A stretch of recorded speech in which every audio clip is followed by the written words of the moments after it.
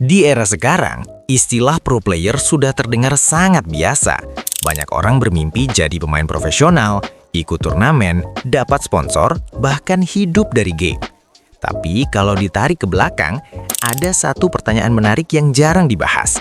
Siapa sebenarnya pro player game pertama di dunia, dan sejak kapan bermain game bisa dianggap sebagai profesi? Jawabannya membawa kita ke akhir tahun 1990-an, jauh sebelum istilah e-sports populer, sebelum Twitch, YouTube, atau tim-tim besar seperti sekarang. Di masa itu, bermain game masih dianggap sekedar hobi, bahkan sering dipandang negatif. Namun di tengah kondisi itu, muncul satu nama yang kemudian dianggap sebagai pro player pertama di dunia, yaitu Dennis "Thresh" Fong. Thresh dikenal lewat game Quake, sebuah game first-person shooter yang pada masanya sangat kompetitif dan menuntut refleks serta pemahaman mekanik yang tinggi. Berbeda dengan pemain lain yang bermain sekedar untuk hiburan, Thresh memperlakukan game secara serius.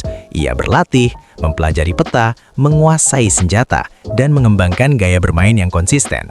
Hal ini terdengar biasa sekarang, tapi pada saat itu, pendekatan seperti ini hampir tidak pernah ada.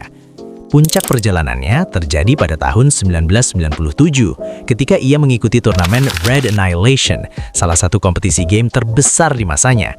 Turnamen ini mempertemukan ratusan pemain Quake dari berbagai tempat dan pada akhirnya Thresh keluar sebagai pemenang. Yang membuat momen ini bersejarah bukan hanya kemenangannya, tetapi hadiah yang ia terima, yaitu sebuah mobil Ferrari. Untuk pertama kalinya, publik melihat seseorang memenangkan hadiah besar dari bermain game. Dan sejak saat itu, pandangan tentang kompetisi game mulai berubah. Kemenangan Thresh menjadi titik penting karena ia bukan hanya juara turnamen, tetapi juga simbol awal bahwa bermain game bisa menjadi sesuatu yang serius dan kompetitif. Media mulai meliput, komunitas mulai berkembang, dan perlahan muncul kesadaran bahwa ada potensi profesional di dalam dunia game. Thresh sendiri kemudian menjadi pemain pertama yang mendapatkan sponsor, sesuatu yang saat itu terdengar sangat asing. Meski begitu, dunia yang ia hadapi masih sangat jauh dari e-sports modern. Tidak ada liga resmi, tidak ada gaji bulanan, dan tidak ada jaminan karir jangka panjang. Semua dijalani dengan passion dan eksperimen. Namun dari titik inilah, fondasi e-sports mulai terbentuk, membuka jalan bagi generasi berikutnya, hingga akhirnya berkembang menjadi industri besar seperti sekarang.